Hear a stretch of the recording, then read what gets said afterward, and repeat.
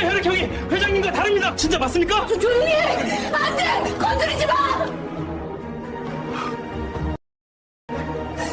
나는 슬픈 눈으로 사경을 헤매는 회장님을 바라보며 말했다. 회장님 살려야죠. 그 사람이 제게 빚진 게 있으니까요.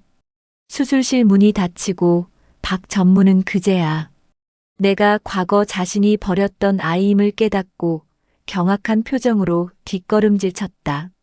수술 중이라는 붉은 등이 켜졌다. 차가운 병원 복도에는 정적만이 감돌았다.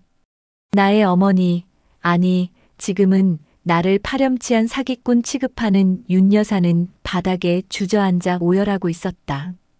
그녀의 곁을 지키는 건 가짜 아들인 민석이 아니라 내 인생을 송두리째 훔쳐간 주범이자 회장의 사촌 동생인 박전무였다. 그는 초조한 듯 손톱을 물어뜯으며 수술실 문과 나를 번갈아 노려보고 있었다. 나는 욱신거리는 팔을 감싸쥐었다. 방금 뽑아낸 헌혈팩이 내 몸에서 빠져나가 아버지의 혈관으로 들어가고 있을 것이다. 30년 만이다. 내 피가 본래 있어야 할 곳으로 돌아가는 것이 말이다. 윤 여사는 나를 벌레 보듯 쳐다보며 경멸 어린 시선을 보냈다. 그 눈빛이 심장을 찌르는 듯 아팠지만 나는 고개를 돌리지 않았다. 당신이 그토록 멸시하는 이 청소부의 피만이 당신 남편을 살릴 수 있다는 사실, 그리고 내가 당신이 가슴에 묻었다던 진짜 아들이라는 사실을 알게 된다면 어떤 표정을 지을까? 이야기는 정확히 3개월 전으로 거슬러 올라간다.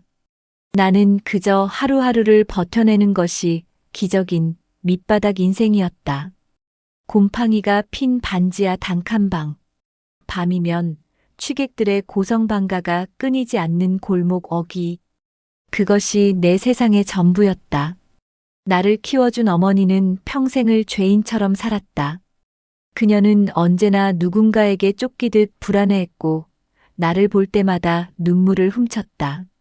나는 그게 가난 때문인 줄 알았다. 남편 없이 홀로 남의 집 식모살이를 하며 아들을 키우는 서름 때문이라고 생각했다. 하지만 어머니가 췌장암 말기 판정을 받고 임종을 앞둔 날 모든 진실이 밝혀졌다. 앙상하게 마른 손으로 내 손을 잡은 어머니는 거친 숨을 몰아쉬며 베개 밑에서 낡은 녹음기 하나와 빛바랜 사진 한 장을 꺼내주었다. 선우야, 미안하다. 정말 미안해. 나는 죽어서도 지옥에 갈 거야. 그녀의 유언은 사랑한다는 말이 아니었다. 끔찍한 참회였다. 어머니가 숨을 거두고 난 뒤 나는 떨리는 손으로 녹음기를 재생했다. 지지직거리는 잡음 사이로 들려온 목소리는 젊은 시절의 어머니, 그리고 비릿한 웃음소리가 섞인 한 남자의 목소리였다. 김씨, 눈 딱 감고 바꿔. 어차피 갓난쟁이들 핏덩이라 아무도 몰라. 내 자식은 내가 거두기 힘든 상황이고 형님 내는 아들이 귀하잖아. 나중에 다 보상해줄게. 자네 평생 먹고 살게 해준다고. 그 남자의 목소리는 지금 수술실 앞에서 초조하게 서성이는 박전무, 바로 그였다.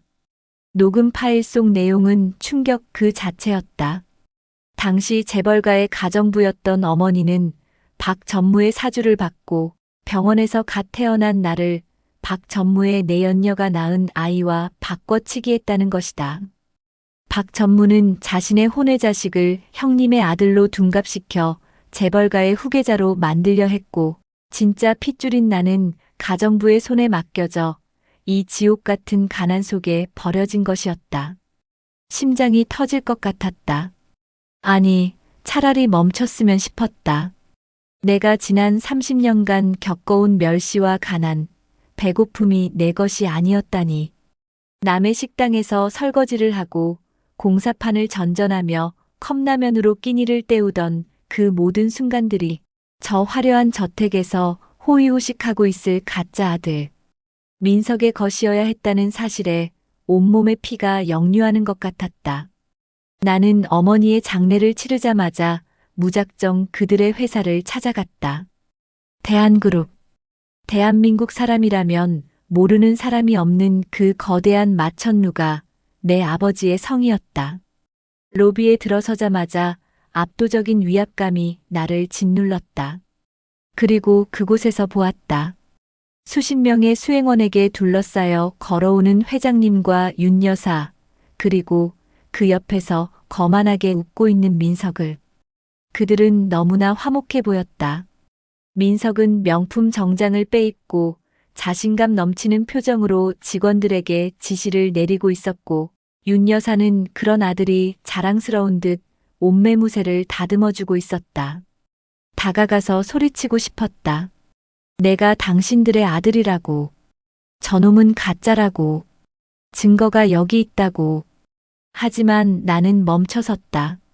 내 몰골은 초라한 작업복 차림이었고 손에는 때가 꼬질꼬질했다.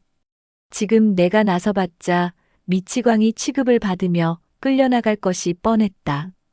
게다가 박 전무는 여전히 그룹의 실세로 군림하고 있었다. 섣불리 움직였다간 쥐도 새도 모르게 당할 수도 있었다. 30년을 기다린 복수다. 이렇게 허무하게 날릴 수는 없었다. 나는 방법을 바꿨다. 가장 낮은 곳에서부터 그들의 목을 조여가기로 했다.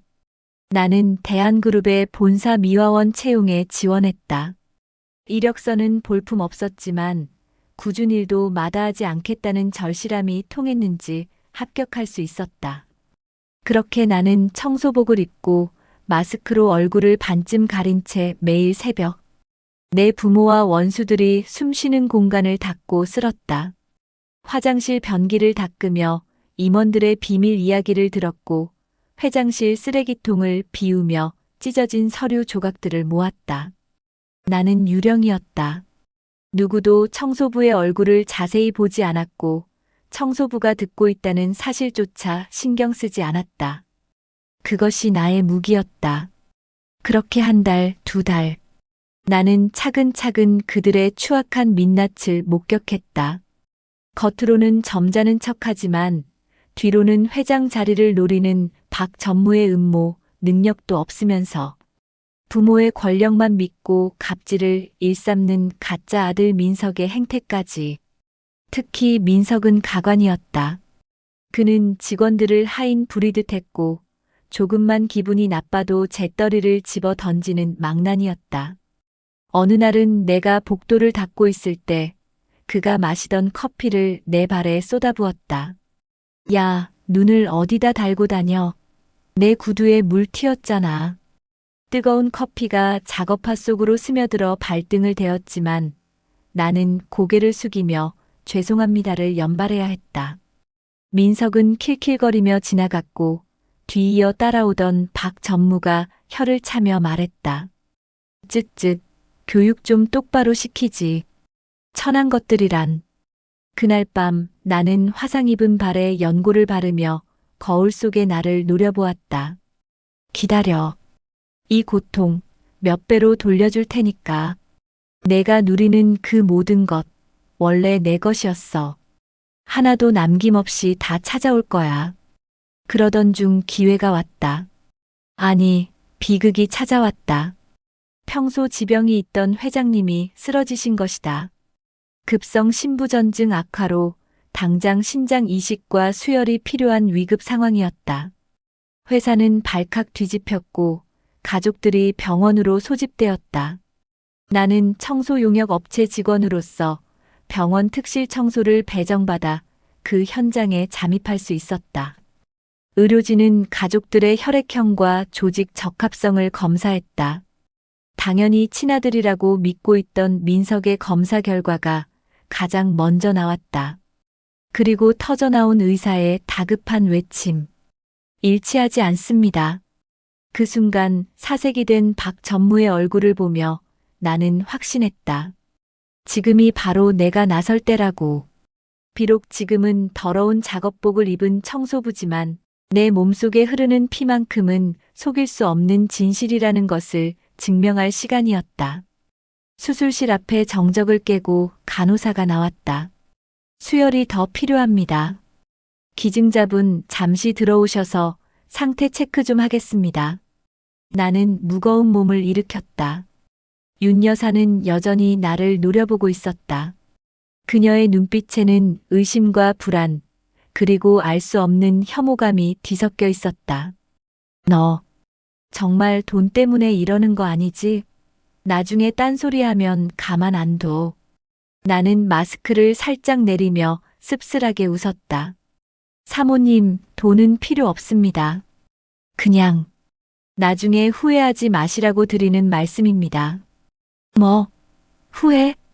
진짜를 못 알아본 죄, 가짜에 속아 피부치를 내친 죄.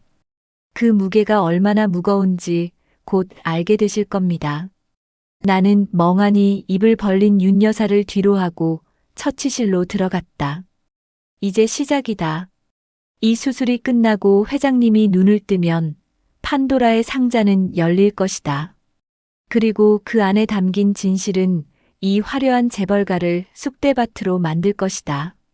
나는 주먹을 꽉 쥐었다. 30년의 한이 서린 복수의 서막이 링거줄을 타고 붉게 흐르고 있었다. 수술은 성공적이었다. 의사는 기적이라고 표현했다. 천만다행입니다. 기증자분의 혈액이 아니었으면 정말 위험할 뻔했습니다. 그런데 참 신기하군요. 직계 가족도 아닌데 이렇게 조직 적합성이 완벽하게 일치하다니. 집도이의 말에 윤 여사의 눈동자가 심하게 흔들렸다. 그녀는 믿을 수 없다는 듯 창백해진 얼굴로 나를 쳐다보았다.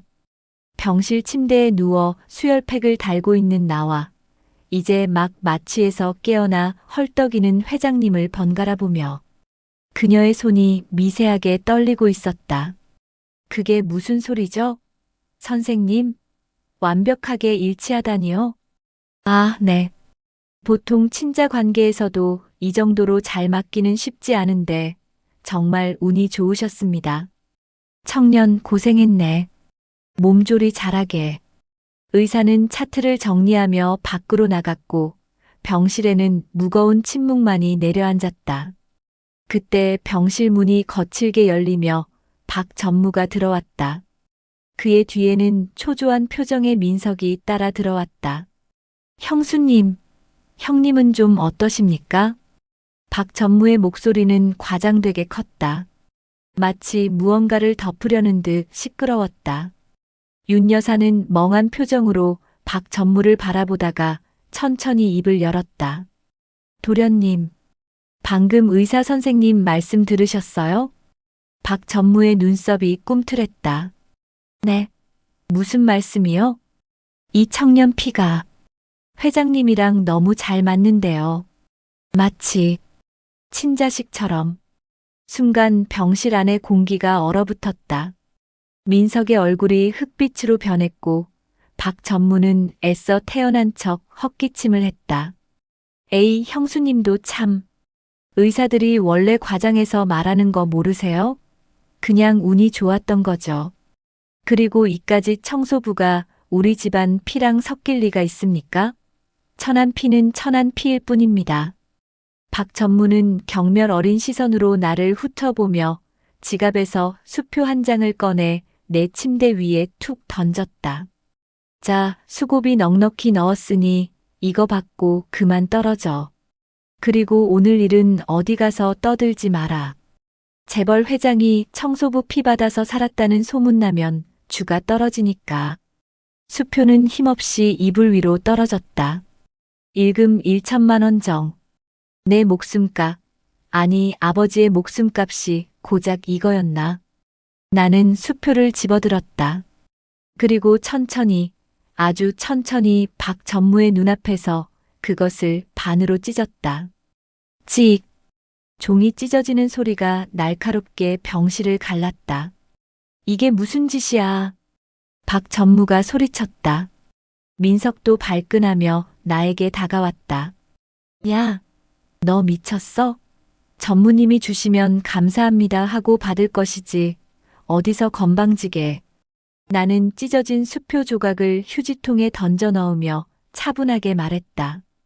돈 필요 없다고 말씀드렸을 텐데요. 저는 빚을 갚으러 온 거지 구걸하러 온 게 아닙니다. 그리고 나는 시선을 돌려 민석을 똑바로 쳐다보았다.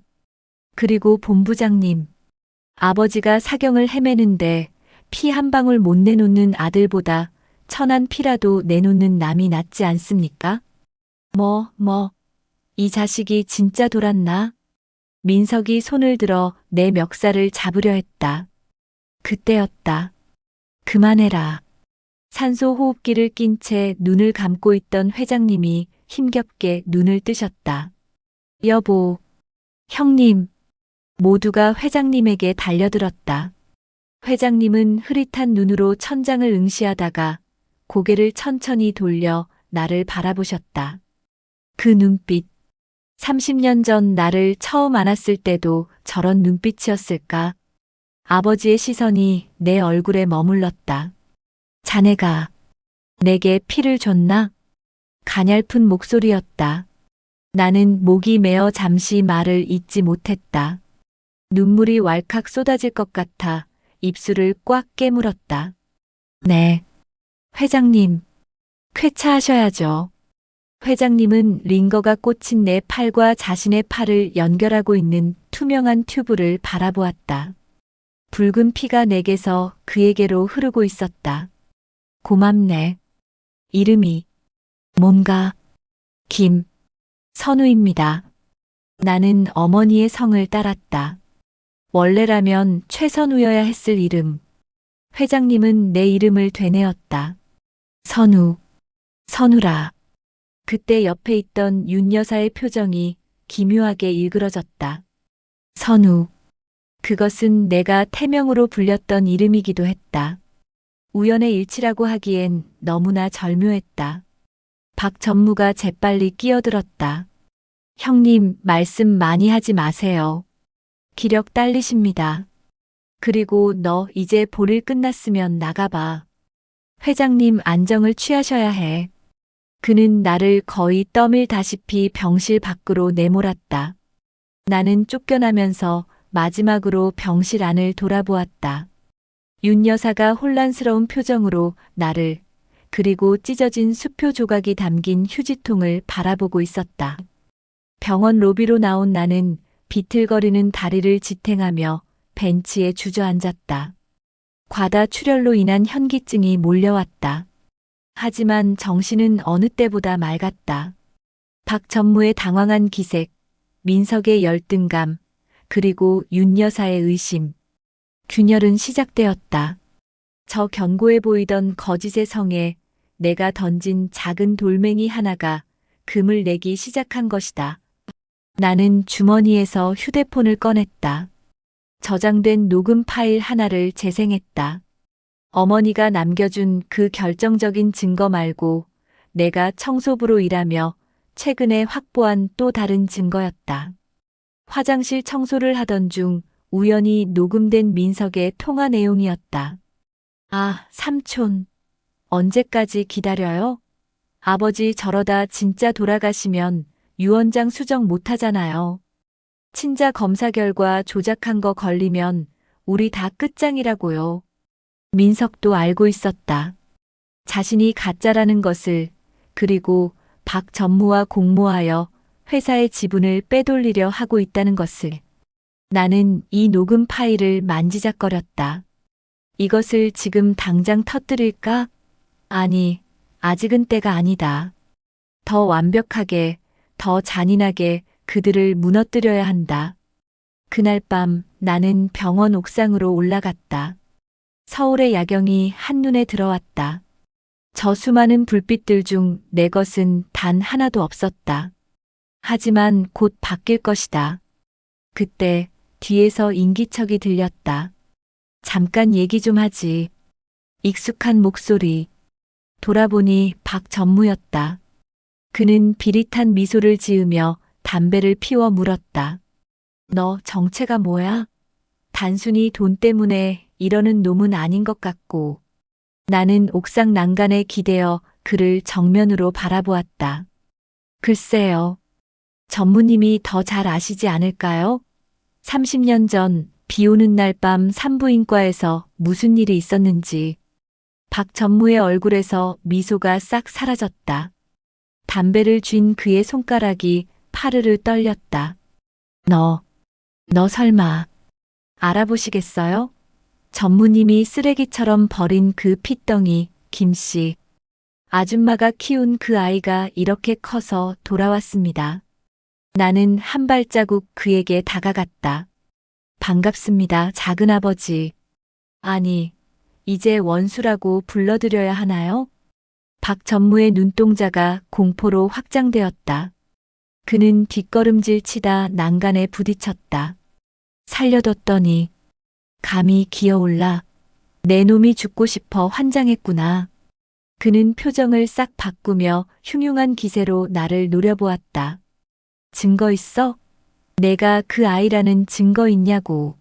천한 가정부 자식이 어디서 회장 핏줄 흉내를 내. 증거요? 나는 피식 웃으며 가슴팍에서 무언가를 꺼냈다. 낡고 해진 베넷 저고리. 그 안쪽에는 최선우라는 자수가 붉은 실로 선명하게 박혀 있었다. 그리고 그 옆에는 어머니가 남겨준 결정적인 물건, 회장님. 집안 대대로 내려온다는 용 문양이 새겨진 옥 펜던트가 있었다. 이것은 30년 전 어머니가 나를 빼돌릴 때 내 목에 걸려 있던 것이었다. 이거면 충분합니까? 아니면 유전자 검사 다시 해볼까요? 이번엔 조작 못하게 경찰 입회하에. 박 전무의 얼굴이 사색이 되었다. 그는 내 손에 들린 펜던트를 뺏으려 달려들었다. 이리 내놔. 그건 형수님이 잃어버렸다고 찾던. 나는 재빨리 몸을 피했다. 박 전무는 허공을 가르고 바닥에 꼴사납게 넘어졌다. 나는 넘어진 그를 내려다보며 차갑게 말했다. 이건 시작일 뿐입니다. 기대하세요. 당신들이 쌓아 올린 그 거짓말들, 내가 하나하나 다 무너뜨려 줄 테니까. 나는 뒤도 돌아보지 않고 옥상을 내려왔다. 등 뒤에서 박 전무의 악에 바친 고함 소리가 들려왔지만 무시했다. 이제 전쟁 선포는 끝났다.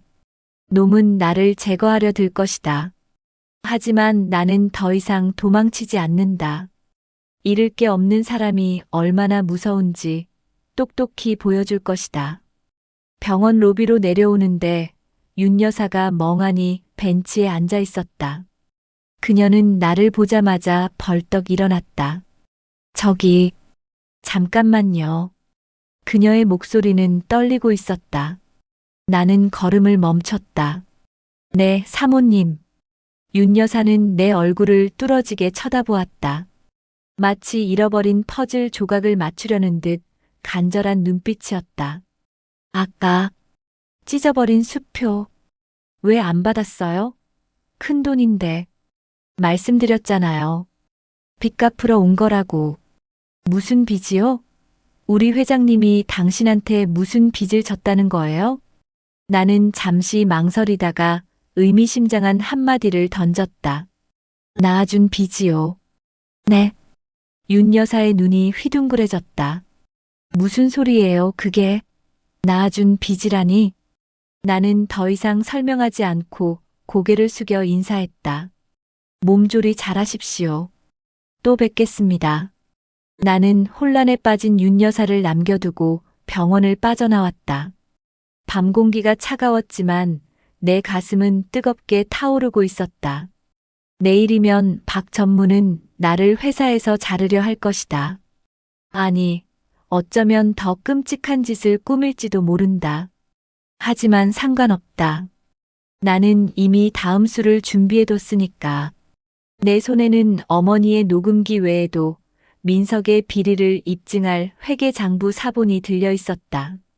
청소부로 일하며 쓰레기장에서 찾아낸 보물이었다. 진짜 싸움은 지금부터다. 다음 날 예상대로 해고 통보가 날아왔다. 당장 짐 싸서 나가. 회장님 병실에 함부로 들어간 죄, 업무 태만, 지시 불이행. 갖다 붙일 명분은 많으니까 토달지 말고 꺼져. 청소 용역 반장은 내 라커룸에 쓰레기 봉투를 던지며 소리쳤다. 박 전무의 지시가 내려온 것이 분명했다. 나는 묵묵히 내 물건을 챙겼다. 낡은 작업복, 다 다른 목장갑. 하지만 내 가방 깊숙한 곳에는 그들이 상상조차 못할 시한폭탄이 들어있었다. 나는 짐을 챙겨 들고 본사 로비로 향했다. 그곳에는 출근하는 직원들로 북적였고 때마침 민석이 임원들과 함께 거만하게 걸어 들어오고 있었다. 아, 김선우 씨? 잘렸다며? 꼴 좋네. 주제를 알았으면 얌전히 찌그러져 있지. 민석은 내 앞을 막아서며 비아냥거렸다. 주변 직원들이 웅성거리며 우리를 쳐다봤다. 민석은 이 상황을 즐기는 듯했다. 청소부를 짓밟으며 자신의 우월함을 과시하고 싶은 얄팍한 심리. 나는 민석의 눈을 똑바로 쳐다보며 주머니에서 USB 하나를 꺼냈다. 본부장님 가시는 길에 선물 하나 드리죠. 뭐? 이게 뭔데? 지난달 본부장님 방 쓰레기통에서 나온 겁니다. 법인카드로 유령회사에 자금 세탁하신 내역서. 파쇄기에 넣는 걸 깜빡하셨더군요. 제가 친절하게 다 붙여서 스캔해뒀습니다. 민석의 얼굴이 사색이 되었다. 너 이 자식. 소리 지르지 마세요. 지금 이 USB 경찰청 지능범죄수사대 앞 우체통에도 하나 들어있거든요. 제가 여기서 전화 한 통만 하면 배달될 겁니다. 거짓말이었다. 하지만 겁쟁이인 민석에게는 충분히 통했다. 그는 덜덜 떨며 내 팔을 잡았다. 야, 너 원하는 게 뭐야? 돈? 얼마면 돼? 돈은 필요 없다고 했을 텐데요. 제가 원하는 건 나는 민석의 귓가에 속삭였다. 네가 앉아있는 그 자리. 그리고 네 아버지가 훔쳐간 내 인생. 그때 엘리베이터 문이 열리고 박 전무가 헐레벌떡 뛰어왔다. 옥상에서의 협박 이후 그는 나를 예의주시하고 있었던 모양이다. 김선우, 너 내 조카한테 무슨 짓이야? 나는 박 전무를 보며 싱긋 웃었다. 해고 철회해 주시죠. 그리고 저를 회장님 간병인으로 채용해 주십시오. 24시간 밀착 간병. 제가 제일 잘할 수 있거든요. 박 전무는 기가 막힌다는 표정을 지었지만 민석의 파랗게 질린 얼굴과 내가 쥐고 있는 USB를 보며 이를 갈았다. 이 미친놈이 호랑이 굴로 제 발로 들어오겠다고? 호랑이 굴이 아니라 내 집으로 돌아가는 겁니다.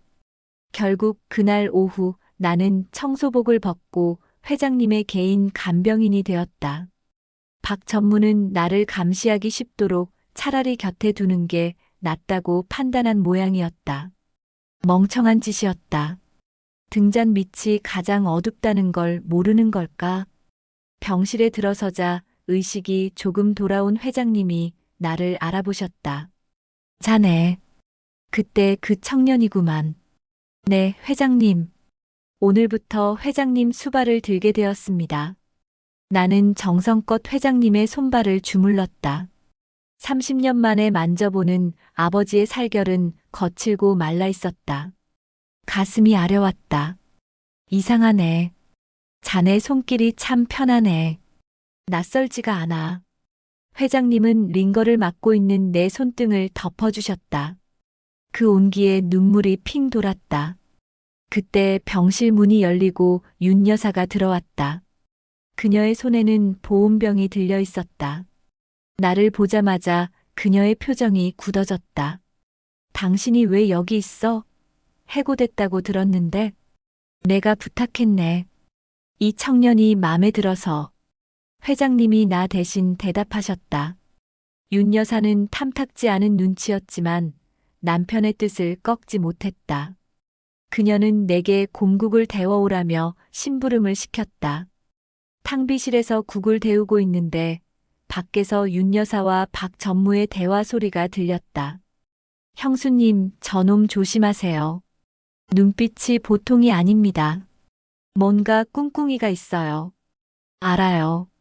안 그래도 뒷조사 시켰어요. 천안 출신의 전과는 없고 깨끗하던데. 근데 도련님, 아까 의사가 한 말이 계속 걸려요. 친자보다 더 친자 같다는 말. 아이고, 형수님도 참. 의사놈들이 원래 호들갑 떠는 거라니까요. 민석이가 형수님 쏙 빼닮았는데 무슨 걱정이세요? 나는 주먹을 꽉 쥐었다. 박 전무는 끝까지 윤 여사의 눈과 귀를 가리고 있었다. 하지만 윤 여사의 모성애라는 본능은 완전히 속이지 못한 모양이다. 그녀의 의심. 그것이 나의 가장 큰 무기였다. 나는 끓어오르는 국 냄비를 바라보며 다짐했다. 어머니, 조금만 기다리세요. 당신이 사랑으로 키운 그 아들이 사실은 당신 남편을 죽이려 한 원수의 핏줄이라는 걸, 그리고 당신이 벌레처럼 여긴 제가 진짜 당신의 살점이라는 걸 뼈저리게 느끼게 해드릴 테니까요. 핏줄이 당기는 소리. 회장님의 상태는 호전되었지만 여전히 거동은 불편하셨다. 나는 밤낮으로 병실을 지켰다. 민석은 코빼기도 비치지 않았다. 클럽에서 술을 마시고 여자들과 노느라 바쁘다는 소식이 들려왔다. 가짜 아들의 효심이란 고작 그 정도였다. 어느 날 밤 회장님이 잠드신 후 윤 여사가 병실에 남았다. 그녀는 소파에 앉아 멍하니 나를 바라보고 있었다. 김선우 씨라고 했죠? 부모님은 안 계신가요? 갑작스러운 질문이었다. 나는 하던 걸레질을 멈추고 대답했다. 어머니는 얼마 전에 돌아가셨고 아버지는 태어날 때부터 안 계셨습니다. 어머니가 고생 많이 하셨겠네요. 네. 남의 집 식모살이하며 저를 키우셨습니다. 평생 죄인처럼 사셨죠. 윤 여사의 눈빛이 흔들렸다. 식모? 네. 아주 부잣집이었대요. 그런데 그 집에서 쫓겨나다시피 나오셨다고 하더군요. 나는 짐짓 모르는 척 30년 전 그녀의 기억을 자극할 단어들을 던졌다. 윤 여사의 얼굴이 창백해졌다. 30년 전 그녀의 집에서 일했던 가정부 김 씨. 갑자기 사라져버린 그녀를 기억해낸 걸까? 혹시 어머니 성함이 어떻게 되시나요? 김순자입니다. 쨍그랑. 윤 여사가 들고 있던 찻잔을 떨어뜨렸다. 뜨거운 차가 바닥에 쏟아졌고 파편이 튀었다. 사모님, 괜찮으세요? 내가 황급히 다가가 그녀의 발을 살폈다. 다행히 다치진 않았지만 그녀는 사시나무 떨듯 떨고 있었다. 김순자. 김순자라고? 그때였다. 셔츠 소매를 걷어올린 내 팔뚝에 있는 희미한 화상 흉터가 그녀의 눈에 들어왔다. 어릴 때 끓는 물에 데인 자국. 하지만 그것은 단순한 흉터가 아니었다. 그 흉터. 윤 여사가 내 팔을 덥석 잡았다. 그녀의 손톱이 내 살을 파고들었다. 이거 어디서 다친 거예요? 아, 이거요? 어릴 때 끓는 물에. 윤 여사의 눈에 물기가 차올랐다. 우리 선우도, 우리 잃어버린 아들도 똑같은 자리에 흉터가 있었어. 갓난쟁이 때 내가 실수로. 그녀는 말을 잇지 못하고 입을 틀어막았다. 이름도 선우, 어머니는 김순자, 그리고 똑같은 위치의 흉터. 더 이상 우연이라고 치부할 수 없는 증거들이 그녀를 옥죄어오고 있었다. 사모님, 왜 그러십니까? 나는 모르는 척 물었다. 윤 여사는 혼란스러운 표정으로 나를 밀쳐냈다. 아니야. 그럴 리가 없어. 내 아들은 죽었어. 죽었다고. 그녀는 도망치듯 병실을 빠져나갔다. 복도 끝에서 들려오는 그녀의 흐느낌 소리가 내 가슴을 쳤다.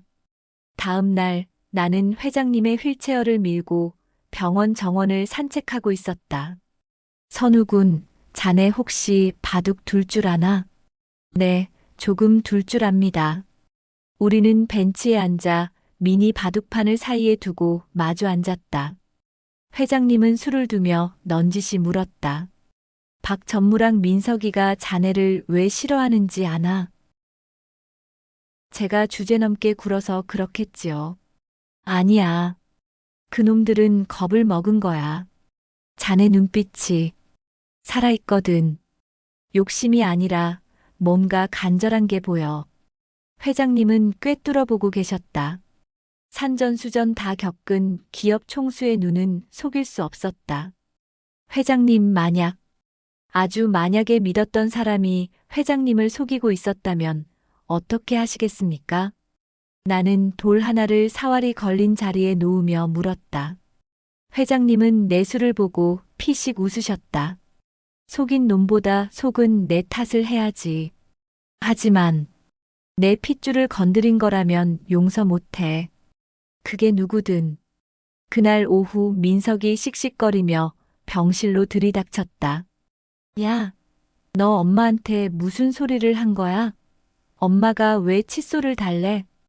윤 여사가 유전자 검사를 위해 민석의 칫솔을 가져간 모양이었다. 드디어 의심이 행동으로 옮겨졌다. 나는 태연하게 대꾸했다. 글쎄요. 아들 잇몸 건강이 걱정되시나 보죠. 웃기지 마. 너랑 엄마랑 짜고 나 몰아내려는 거지. 이 더러운 거머리 같은 새끼가. 민석은 손에 들고 있던 골프채를 휘둘렀다. 병실 화분이 박살났다. 회장님이 놀라 깨셨다. 이게 무슨 행패냐. 회장님의 호통에 민석이 멈칫했다. 아, 아버지. 그게 아니라 이 자식이. 나가. 당장 나가. 내 눈앞에 띄지 마라. 민석은 분을 사귀지 못하고 나를 째려보며 나갔다. 나는 깨진 화분 조각을 치우며 생각했다. 민석아, 지금은 화분이지만 다음엔 내 인생이 박살날 거야. 윤 여사의 유전자 검사 의뢰 사실을 알게 된 박 전무는 발등에 불이 떨어졌다. 그는 극단적인 선택을 했다. 나를 사회적으로 매장시키기로 작정한 것이다. 며칠 뒤 병원에 경찰들이 들이닥쳤다. 김선우 씨 되십니까? 특수절도 및 폭행 혐의로 긴급 체포합니다. 네. 그게 무슨 소립니까? VIP 병실 금고에서 다이아몬드 목걸이가 없어졌습니다. 그리고 CCTV에 당신이 금고를 여는 장면이 찍혔고요. 나는 수갑이 채워진 채 끌려갔다. 회장님은 검사를 받으러 가셔서 자리에 안 계셨고 윤 여사는 경찰 뒤에서 싸늘하게 나를 보고 있었다. 역시 넌 돈이 목적이었어. 내가 잠시나마 흔들렸다니. 내 아들 흉내 내면서 도둑질이나 해? 윤 여사의 배신감 어린 눈빛이 나를 찔렀다. 박 전무가 옆에서 거들었다. 형수님, 제가 뭘 했습니까? 근본 없는 놈들은 믿는 게 아니라고 했죠. 경찰서 취조실. 형사는 조작된 CCTV 영상을 보여주었다. 내 체격을 가진 남자가 마스크를 쓰고 금고를 터는 장면이었다. 이거 당신 맞잖아. 작업복도 똑같고 체격이 비슷하다고 다 저입니까? 얼굴도 안 보이는데? 증거는 또 있어. 당신 라커룸에서 목걸이가 나왔어. 현행범이야. 빼도 박도 못하는 함정이었다. 박 전무는 치밀했다. 나를 감옥에 보내고 그 사이 윤 여사의 유전자 검사 결과까지 조작할 셈이었다. 하지만 나도 바보는 아니었다. 나는 30년을 밑바닥에서 굴렀다. 놈들의 수법 따위는 뻔했다. 형사님, 제 휴대폰 좀 주시죠. 결정적인 증거가 그 안에 있습니다. 웃기지 마. 폰은 압수야. 변호사 부를 권리 있습니다. 그리고 이 폰 안에 있는 클라우드 자동 업로드 영상. 지금 안 보시면 나중에 덤터기 쓰실 텐데요. 형사는 찜찜했는지 폰을 건넸다. 나는 미리 설정해둔 클라우드 폴더를 열었다. 제가 간병인 시작하면서 혹시 몰라 병실 구석에 초소형 카메라를 설치해뒀거든요. 회장님 안전 문제 때문에요. 영상 속에는 충격적인 장면이 담겨 있었다. 사건 당일 새벽 민석이 내 작업복을 훔쳐 입고 병실로 들어와 금고를 여는 모습, 그리고 훔친 목걸이를 내 라커룸에 넣는 장면까지 고스란히 찍혀 있었다. 형사의 입이 떡 벌어졌다. 이게 뭐야? 도둑이 본부장님이야? 나는 차갑게 웃었다. 보셨죠? 이게 재벌가 자제분의 취미 생활입니다. 남의 인생 망가뜨리기. 나는 즉시 무혐의로 풀려났다. 오히려 민석이 무고죄와 절도죄로 입건될 위기에 처했다. 경찰서 문을 나서자 소식을 듣고 달려온 박 전무와 민석이 사색이 되어 서 있었다. 너 합의해. 얼마면 돼? 10억? 20억? 박 전무가 다급하게 내 팔을 잡았다. 나는 그의 손을 거칠게 뿌리쳤다. 돈은 필요 없다고 몇 번을 말합니까? 귀가 먹으셨나? 그때 윤 여사가 멍하니 서 있는 것이 보였다. 그녀는 모든 상황을 파악한 듯 했다. 자신의 아들이라고 믿었던 민석이 나를 도둑으로 몰기 위해 쇼를 벌였다는 사실에 큰 충격을 받은 표정이었다. 민석아, 내가 정말 그랬니? 엄마, 그게 아니라 전무님이 시켜서. 민석은 비겁하게 박 전무에게 책임을 떠넘겼다. 추악한 집안 싸움의 시작이었다. 나는 윤 여사에게 다가갔다. 사모님 보셨죠? 저들이 얼마나 더러운지. 그리고 칫솔 검사 결과 조작될 수도 있으니 조심하세요. 박 전무님은 병원장과 호영호재하는 사이니까요. 윤 여사의 동공이 커졌다. 그녀는 핸드백을 움켜쥐었다. 그 안에는 유전자 검사센터로 보낼 민석의 칫솔과 내 머리카락이 들어있었다. 고맙다. 알려줘서. 그녀의 목소리가 처음으로 부드러워졌다. 나는 병원으로 돌아가는 길 하늘을 올려다보았다. 먹구름이 걷히고 있었다. 이제 마지막 퍼즐을 맞출 시간이었다. 회장님이 모든 진실을 알게 되는 그 순간 놈들은 파멸할 것이다. 나는 주머니 속의 낡은 녹음기를 만지작거렸다. 어머니의 유언, 박 전무의 악마 같은 목소리가 담긴 그 테이프를.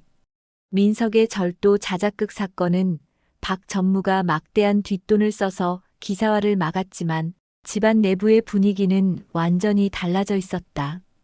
회장님은 민석을 병실 출입 금지시켰고 박 전무에게도 결재권을 박탈하겠다 으름장을 놓으셨다. 내 자식이 그런 파렴치한 짓을 하다니. 내가 자식을 잘못 키웠어. 회장님은 깊은 한숨을 내쉬며 자책하셨다. 나는 묵묵히 깎은 사과를 접시에 담아드렸다. 회장님 잘못이 아닙니다. 콩 심은 데 콩 나고 팥 심은 데 팥 난다는 말이 있죠. 근본이 썩은 씨앗은 아무리 좋은 밭에 심어도 썩은 열매를 맺는 법입니다. 나의 뼈 있는 말에 회장님이 고개를 들어 나를 응시했다. 자네, 뭔가 알고 있는 게지. 전부터 계속. 회장님, 옛날 이야기 하나 해드릴까요? 뻐꾸기는 남의 둥지에 알을 낳습니다. 뱁새는 자기 새끼인 줄 알고 지극정성으로 키우죠. 뻐꾸기 새끼는 알에서 깨어나자마자 진짜 뱁새 새끼들을 둥지 밖으로 밀어 떨어뜨려 죽입니다. 그리고 혼자서 뱁새 어미의 먹이를 독차지하죠. 회장님의 손이 떨리기 시작했다. 그는 직감적으로 내가 무슨 말을 하고 있는지 알아차린 듯 했다. 그게 무슨 소리냐? 설마 그 떨어진 뱁새 새끼가 살아서 돌아왔다면요? 날개가 부러지고 온몸이 상처투성이지만 기어이 둥지로 돌아왔다면요? 나는 눈물이 고인 눈으로 회장님을 바라보았다. 그때 병실 문이 열리고 윤 여사가 들어왔다. 그녀의 손에는 서류 봉투 하나가 들려 있었다. 얼굴은 며칠 새 10년은 늙은 듯 초췌했다. 여보. 윤 여사의 목소리가 메말라 있었다. 그녀는 떨리는 손으로 서류 봉투를 회장님 침대 위에 올려놓았다. 이게 뭐냐? 친자. 확인 검사 결과지예요. 회장님은 떨리는 손으로 봉투를 열었다. 종이를 꺼내 읽어내려가는 회장님의 표정이 경악으로 물들었다. 차민석 차명한 회장 친자 확인 결과 불일치. 김선우 차명한 회장 친자 확인 결과 99.99% 일치. 이게 대체 민석이가 내 아들이 아니고 선우 자네가. 회장님은 종이를 떨어뜨리며 가슴을 부여잡았다. 나는 침대 옆으로 무릎을 꿇었다. 아버지, 죄송합니다. 너무 늦게 와서 죄송합니다. 선우야. 회장님은 링거줄이 엉키는 것도 아랑곳하지 않고 몸을 일으켜 나를 끌어안으셨다. 30년 만에 안겨보는 아버지의 품. 그곳에서 나는 어린아이처럼 엉엉 울었다. 윤 여사는 바닥에 주저앉아 통곡했다. 내가 미쳤지. 내 새끼를 못 알아보고 도둑 취급을 하고 천안피라고 욕을 하고 내가 죽일년이야. 난 어미 자격도 없어. 그녀는 제 가슴을 주먹으로 내리쳤다. 나는 기어가서 그녀의 손을 잡았다.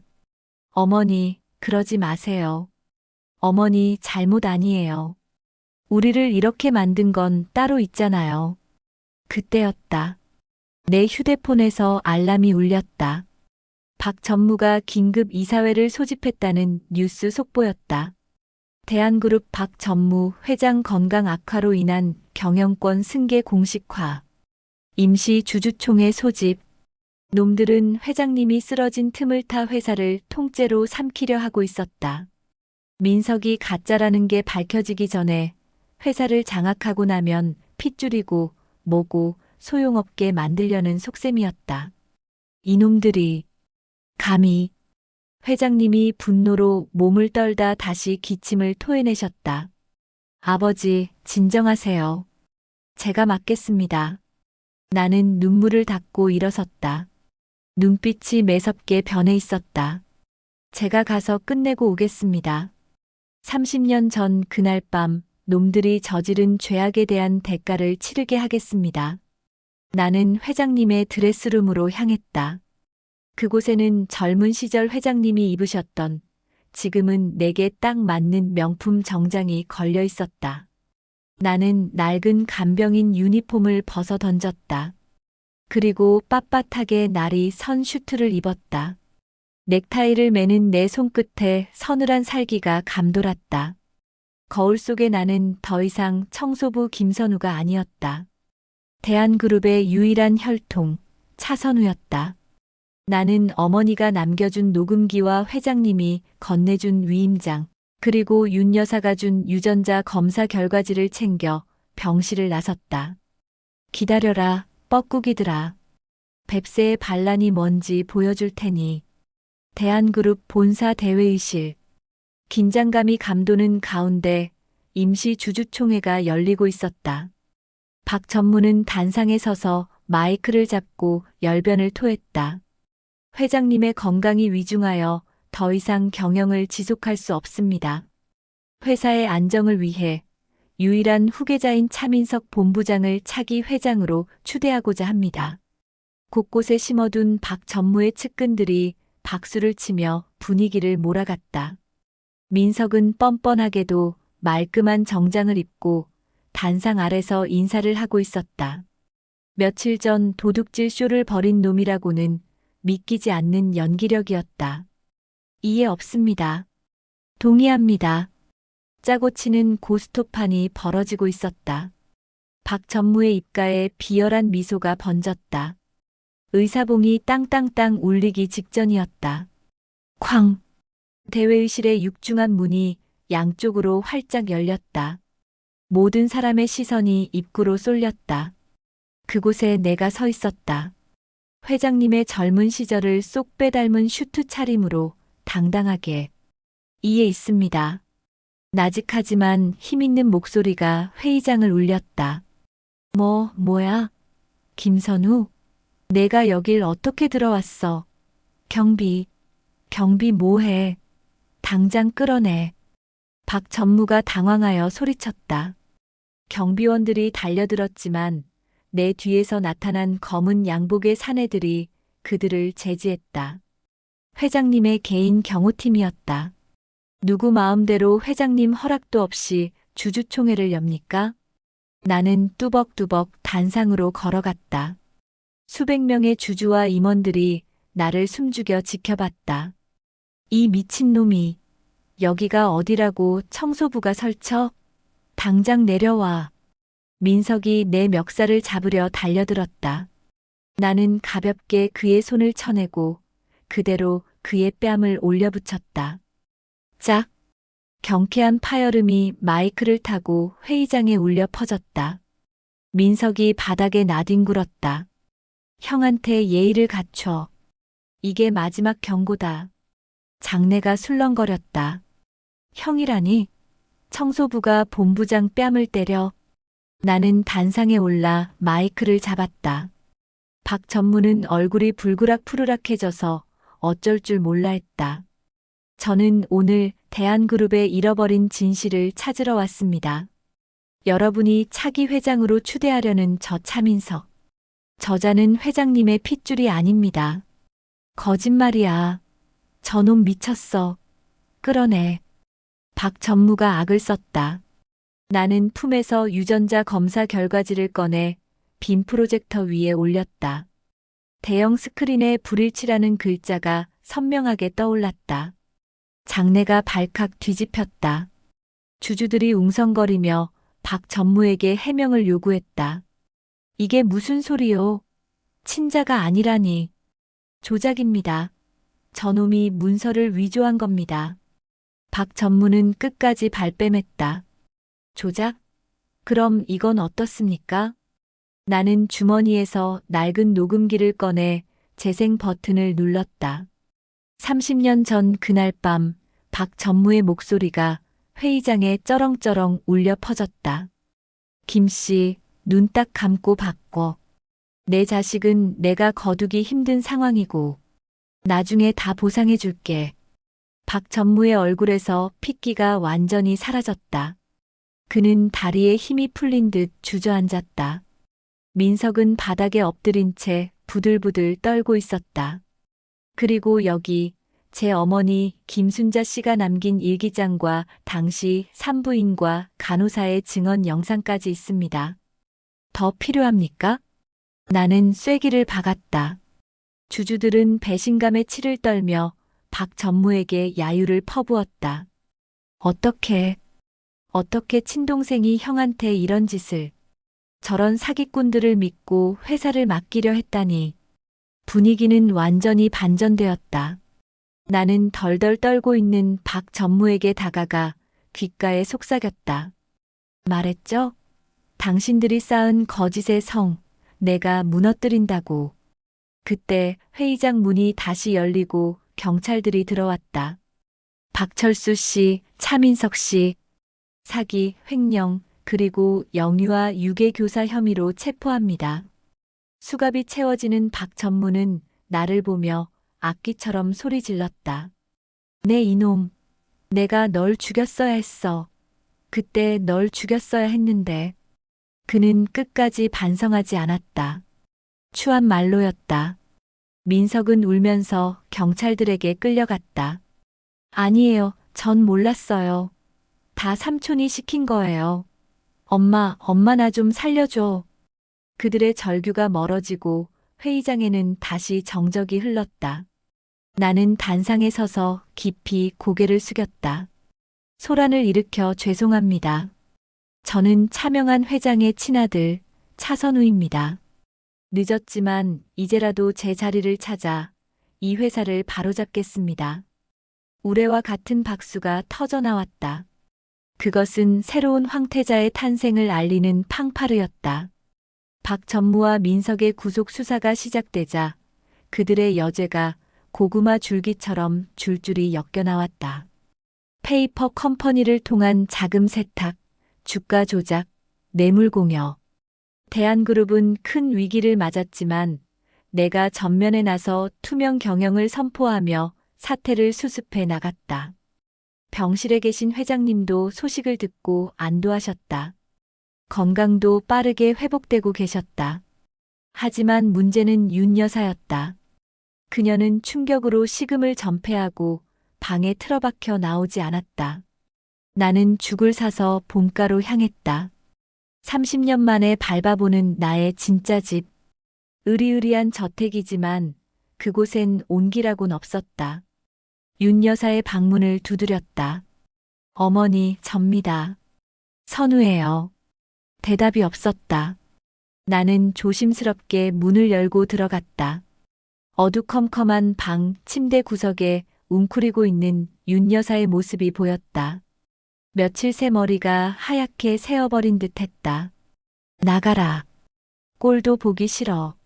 내가 무슨 낯으로 널 보니. 그녀는 쉰 목소리로 중얼거렸다. 나는 죽그릇을 탁자에 놓고 침대맡에 앉았다. 드세요. 드셔야 저한테 죗값도 갚고 효도도 받죠. 효도? 나한테 효도란 말 쓰지 마라. 난 네 어미 자격 없다. 친자식은 거지꼴로 살게 하고 원수 자식한테 비단 옷 입혀 키운 년이 무슨. 윤 여사는 오열했다. 그녀의 눈물은 뼈저린 후회와 죄책감이었다. 어머니, 원망했습니다. 솔직히 미워 죽는 줄 알았습니다. 왜 나를 못 알아볼까? 왜 저 가짜 놈만 감싸고 돌까? 나는 담담하게 내 속마음을 털어놓았다. 하지만 제가 청소부로 일할 때 어머니가 민석이 주려고 싸온 도시락 몰래 경비실에 맡겨두고 가시는 거 봤어요. 비록 대상은 틀렸지만 어머니 사랑이 가짜는 아니었잖아요. 윤 여사가 고개를 들었다. 눈물 범벅이 된 얼굴로 나를 바라보았다. 제가 그 사랑, 이제 진짜 아들로서 받고 싶습니다. 그러니까 일어나세요. 저 어머니가 해주는 따뜻한 밥 한 번 먹어보는 게 소원이었어요. 내 말에 윤 여사는 무너지듯 내 품에 안겼다. 선우야, 내 새끼. 미안해, 미안해. 엄마가 죽을 때까지 갚을게. 나는 떨고 있는 어머니의 등을 토닥였다. 30년 동안 응어리졌던 한이 눈물과 함께 씻겨 내려가는 기분이었다. 그날 저녁 윤 여사는 비틀거리는 몸을 이끌고 부엌으로 들어갔다. 가사 도우미들을 물리고 직접 쌀을 씻고 국을 끓였다. 식탁 위에 차려진 하얀 쌀밥과 미역국. 내 생일도 아닌데 미역국이 올라왔다. 다시 태어난 셈 치자. 우리 아들 집에 온 거 환영해. 어머니가 떨리는 손으로 숟가락을 쥐어주셨다. 한술 뜨는데 목이 메어 넘어가지 않았다. 짭조름한 눈물 맛이 섞인 세상에서 가장 맛있는 밥이었다. 한편 구치소에 수감된 민석에게서 면회 요청이 왔다. 처음엔 거절하려 했으나 마지막으로 할 말은 해야겠다 싶어 면회실을 찾았다. 유리병 너머의 민석은 초라했다. 명품 슈트는 온데간데 없고 푸른 수의를 입은 그는 며칠 새 바짝 말라 있었다. 형님, 제발 한 번만 봐주세요. 합의서만 써주면 집행유예로 나올 수 있대요. 나 나가면 형 개처럼 살게. 시키는 거 다 할게. 민석은 비굴하게 빌었다. 나는 차갑게 그를 내려다봤다. 민석아. 아니, 박민석. 넌 아직도 정신을 못 차렸구나. 형, 우리 같이 자란 정이 있잖아. 아, 아니구나. 아무튼 나 불쌍하지도 않아? 불쌍? 넌 30년 동안 내 인생을 훔쳐서 호의호식했어. 그 대가를 치르는 게 불쌍한 거냐? 그건 정의구현이라고 하는 거야. 나는 자리에서 일어났다. 여기서 썩으면서 잘 생각해봐. 내가 뺏은 것들이 얼마나 무거운 것이었는지. 그리고 다시는 내 가족 얼씬도 하지 마. 그땐 법이 아니라 내 손으로 끝장낼 테니까. 나는 뒤도 돌아보지 않고 면회실을 나갔다. 등 뒤에서 민석의 절규가 들렸지만 내 발걸음은 가벼웠다. 1년 후, 대한그룹은 완전히 달라졌다. 나는 부사장으로서 경영 일선에 나섰고, 낡은 관습을 타파하며 회사를 혁신적으로 이끌었다.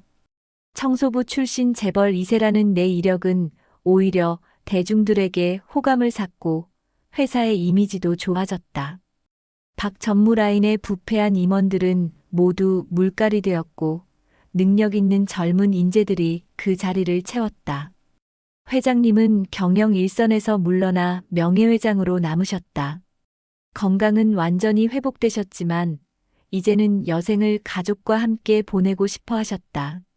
선우야, 이번 신도시 개발 프로젝트, 자네 아이디어가 아주 좋더구나. 친환경 소재를 쓴다는 발상, 훌륭해. 감사합니다, 아버지. 현장에서 일할 때 느꼈던 점들을 반영했습니다. 주말이면 우리 가족은 정원에서 바비큐 파티를 했다. 예전에 차가웠던 분위기는 찾아볼 수 없었다. 어머니는 웃음이 많아지셨다. 그녀는 이제 봉사활동을 다니며 과거 자신처럼 형편이 어려운 아이들을 돕는 재단을 설립하셨다. 선우야, 이거 먹어봐라. 엄마가 새로 배운 갈비찜이다. 어머니가 내 접시에 고기를 수북이 쌓아주셨다. 어머니, 저 살쪄요. 요즘 바지가 안 맞는다니까요. 남자가 덩치가 좀 있어야지. 많이 먹어. 우리는 서로를 보며 웃었다. 이것이 내가 꿈꾸던 평범한 행복이었다. 하지만 행복 속에서도 잊지 말아야 할 것이 있었다. 나를 키워준 양어머니, 김순자 씨. 나는 주말을 맞아 부모님과 함께 양어머니의 납골당을 찾았다. 김 여사님, 제가 너무 늦게 인사드립니다. 회장님이 납골함 앞에서 고개를 숙였다. 제 아들을 거둬주시고 키워주셔서 감사합니다. 은혜, 평생 잊지 않겠습니다. 윤 여사도 눈물을 훔치며 국화꽃을 놓았다. 언니, 미안해. 그리고 고마워. 내가 죄가 많아. 저승 가서 만나면 내가 무릎 꿇고 빌게. 나는 양어머니의 사진을 쓰다듬었다. 사진 속 그녀는 환하게 웃고 있었다.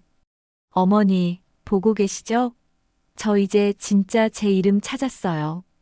그리고 행복해요. 거기서는 아프지 말고 편히 쉬세요. 마음속의 짐이 조금은 가벼워지는 것 같았다.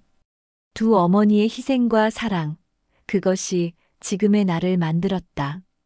돌아오는 차 안 라디오에서 뉴스가 흘러나왔다. 대한그룹 전 전무 박철수, 징역 15년 확정. 조카 박민성 역시 징역 5년 선고. 권선징악. 사필 규정. 뻔한 말 같지만 현실에서 이루어지니 이보다 더 달콤할 수 없었다.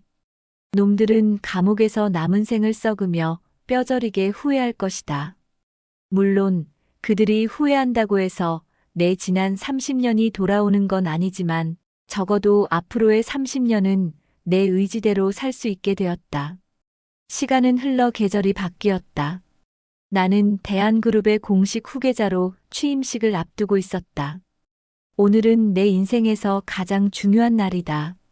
거울 앞에서 넥타이를 매는데 손이 조금 떨렸다. 그때 윤 여사가 들어와 내 손을 잡고 넥타이를 매만져 주셨다. 우리 아들 정말 멋지다. 누가 낳았는지 참 잘생겼네. 어머니 아들이니까요. 우리는 마주보고 웃었다. 취임식장에는 수많은 인파가 몰렸다. 플래시 세례가 터지고 나는 단상에 올랐다. 존경하는 임직원 여러분, 그리고 주주 여러분. 저는 남들보다 조금 늦게, 그리고 조금 다른 길을 돌아 이 자리에 섰습니다. 나는 원고를 보지 않고 진심을 담아 연설했다. 가장 낮은 곳에서 바닥을 닦으며 배웠습니다. 건물을 지탱하는 건 화려한 외벽이 아니라 보이지 않는 곳의 기둥과 기초라는 것을요. 저는 청소부 김선우로서의 삶을 부끄러워하지 않습니다. 그 시간이 있었기에 지금의 제가 있으니까요. 장내에 감동의 박수가 터져 나왔다. 맨 앞줄에 앉은 아버지와 어머니가 눈시울을 붉히며 박수를 보내고 계셨다.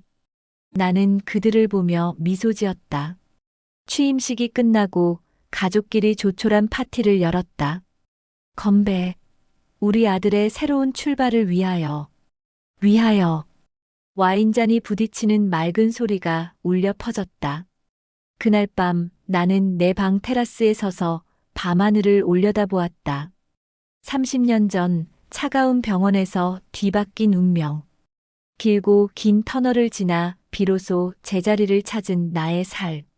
모든 것이 제자리로 돌아왔다. 악인들은 심판받았고 상처 입은 가족들은 서로를 보듬으며 치유되었다. 나는 주머니에서 낡은 옥 펜던트를 꺼냈다. 30년 전 어머니가 내 목에 걸어주었던, 그리고 내가 나의 정체를 증명하기 위해 목숨처럼 간직했던 물건. 이제는 이것이 증거가 아닌 사랑의 징표로 남을 것이다. 잘해봅시다, 차선우 씨. 나는 나 자신에게 속삭였다. 바람이 시원하게 불어왔다. 내일은 또다시 태양이 떠오를 것이다. 하지만 이제는 두렵지 않다. 내 곁에는 나를 믿어주는 가족이 있고 스스로 개척해낸 단단한 땅이 발밑에 있으니까. 이것은 끝이 아니다. 청소부에서 회장이 된 남자, 차선우의 진짜 이야기는 이제부터 시작이다.